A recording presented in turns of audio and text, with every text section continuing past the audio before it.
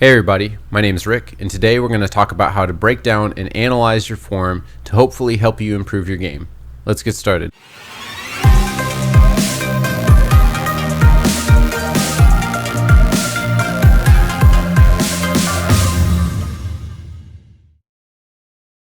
So today we're going to talk about arguably one of the most important things in helping you improve your disc golf game, and that's going to be the ability to analyze and break down your form on video when you're out in the field practicing.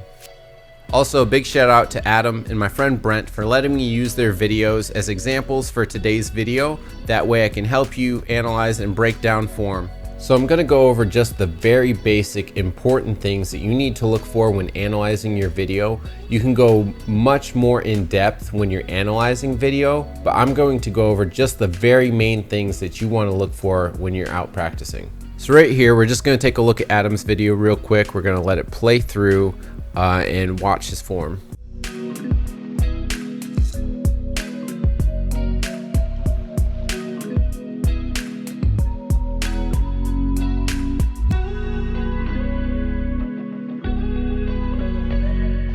So when I watch this video at first glance, everything looks pretty clean, and I think he hits all of the basic things that I'm looking for.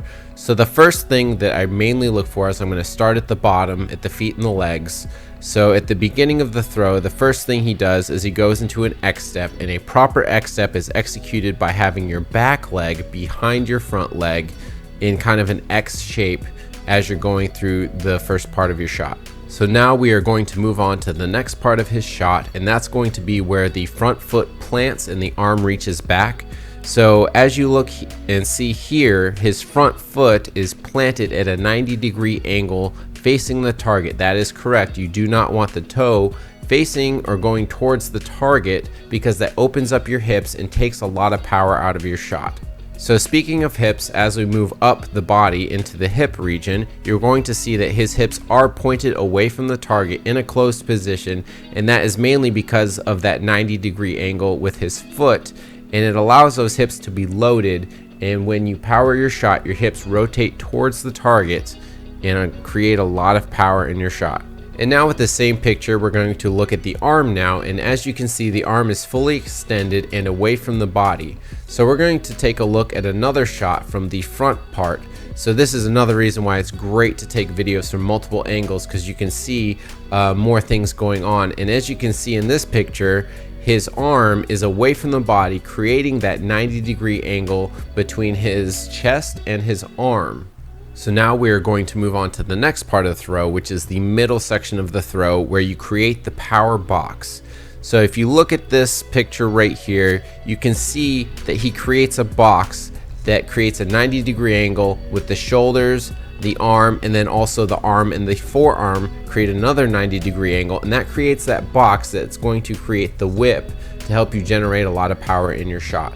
Now, also looking at this picture, another important thing to note is the back arm is tucked in and tight and close to the body. That allows your body to spin quickly and generate a lot of speed to snap that disc out of your hand.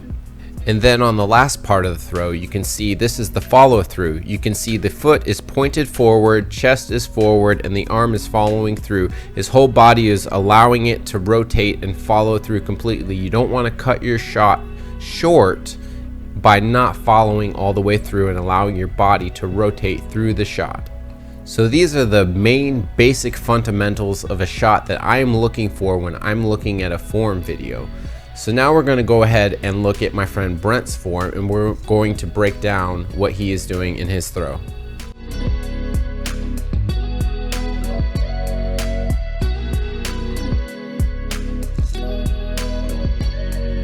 So let's take a look at the first part of his throw.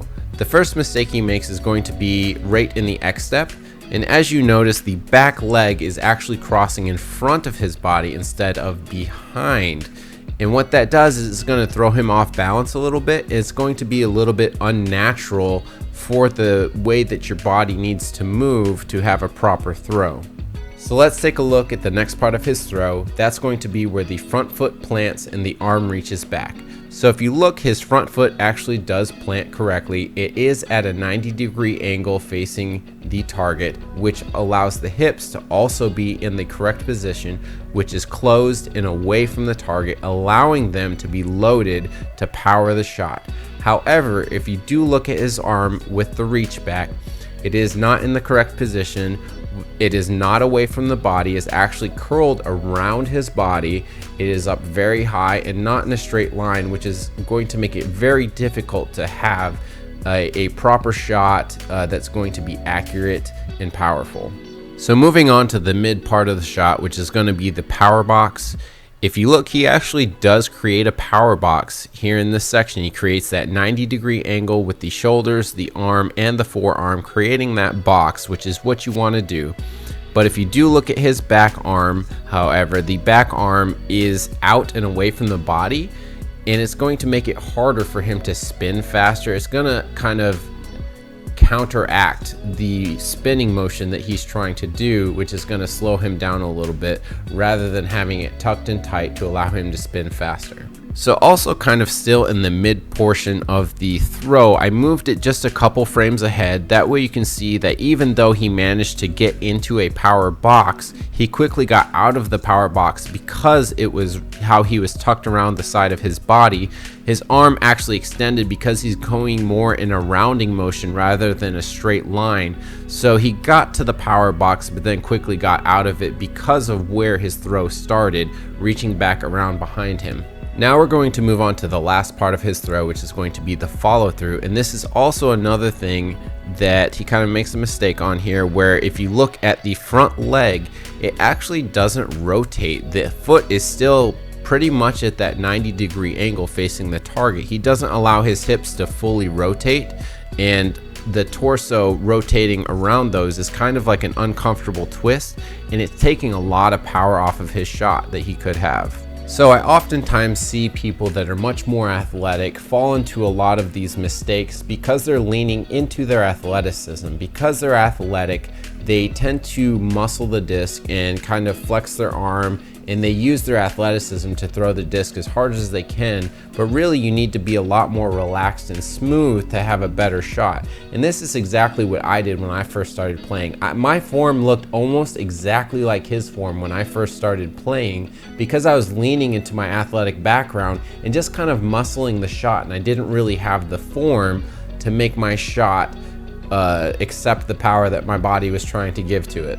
So what we did is we were out at the field, and I was helping him with some drills and kind of showing him how the form works. That way he can use his athletic ability to the fullest extent, because he has a lot of potential that is being wasted with the form that he's currently using. So once he really starts learning the form and getting comfortable with it, I really expect him to be able to throw very far and consistent. So let's take a look at a couple of pictures of the example with the drill that I was doing with him. So what I did is I held up a disc that would represent the line that I want his arm to travel, and I had him go throwing from a standstill without a run-up. That way he could focus purely on the arm and the mechanics and creating the shapes that we want him to create. That way he can get a lot more snap and power on the disc. So with this first shot, you can see him just reaching back, reaching away, and really focusing, looking at that line that we're going for. And then here's the next part of the shot, going into that power pocket. You can see he actually maintains the power pocket much better than he did before while starting in that position. The only issue, the follow through, the shot looked good and it came out clean. However, he is kind of cutting himself short with his front leg and not really letting himself follow through. So that'll probably be something that I'll have him work on in the future, is really working on that follow through from the standstill position. So let's go ahead and just take a look at the video really quick. That way you can kind of see the progression of how much smoother his shot looks just from that one simple drill.